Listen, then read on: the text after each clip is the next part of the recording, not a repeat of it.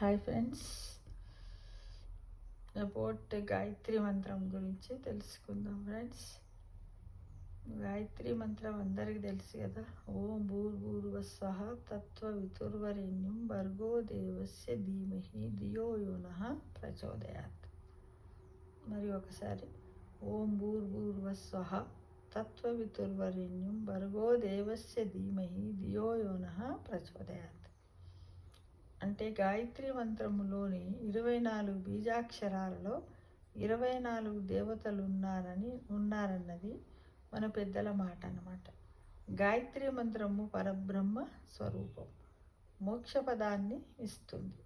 అందుకే గాయత్రి మంత్రానికి అంతటి ప్రాముఖ్యత ఉన్నదన్నమాట.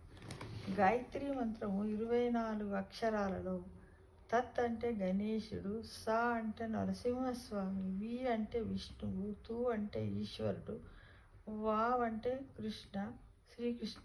శ్రీకృష్ణుడు, రే అంటే రాధాదేవి, నీ అంటే లక్ష్మీదేవి, నీ అంటే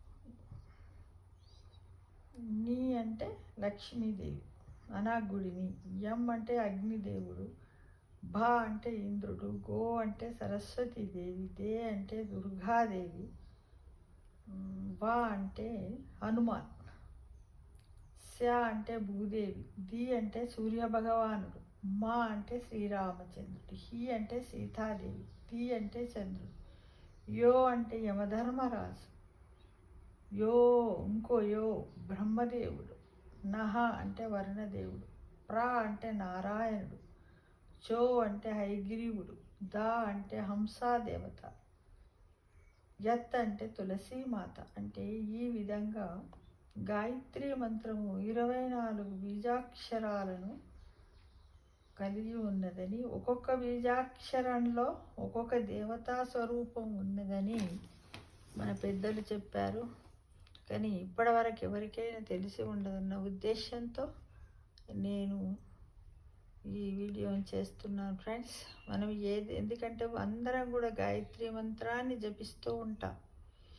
అంటే మనం ఒక గాయత్రి మంత్రాన్ని నిత్యము 2 సార్లు జపించినట్టయితే మనం 24 దేవతా స్వరూపాలను 2 సార్లు స్మరించుకున్న వాళ్ళం అవుతాం. కనీసం ఒక్కసారైనా, లేకపోతే అప్పుడప్పుడు రోజులో ఒక్కసారైనా జపించడానికి ప్రయత్నం చేయండి ఫ్రెండ్స్. లేకపోతే మనం 24 మంది దేవతల స్తోత్రాలను చదివినంత పుణ్యం కూడా మనకు కలుగుతుందని ఈ వీడియో ద్వారా తెలియజేస్తున్నాను.